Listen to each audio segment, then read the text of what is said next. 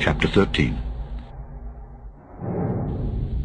And I stood upon the sand of the sea, and saw a beast rise up out of the sea, having 7 heads and 10 horns, and upon his horns 10 crowns, and upon his heads the name of blasphemy. And the beast which I saw was like unto a leopard, and his feet were as the feet of a bear, and his mouth as the mouth of a lion. And the dragon gave him his power, and his seat, and great authority.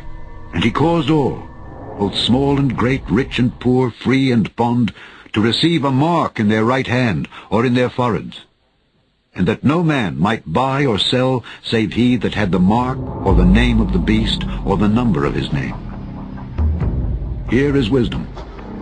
Let him that hath understanding count the number of the beast, for it is the number of a man, and his number is 666.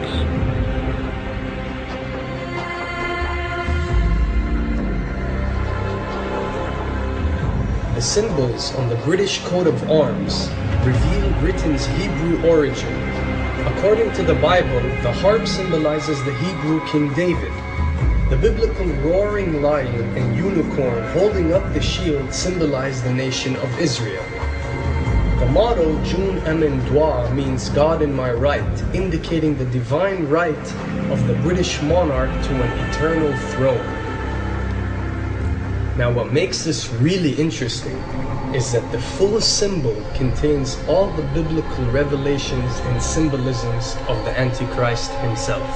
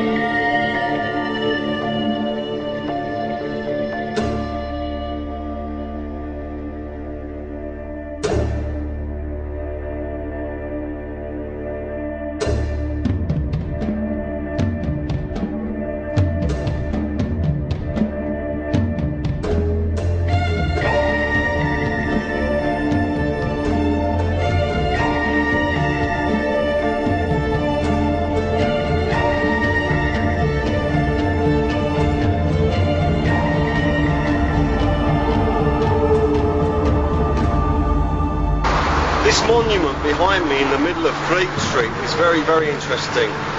First of all, it has a dragon at the top, which, as most of you know, is in fact a symbol of Satan. But it gets even more interesting the closer we look.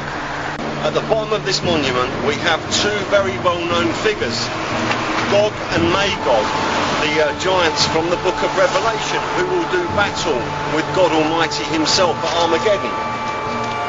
Now you have to ask yourself why the two giants from the book of Revelation, Gog and Magog, who will do battle with God at Armageddon, are depicted as the defenders of London. Who would two Nephilim giants, Gog and Magog, be defending London from, other than God Almighty himself?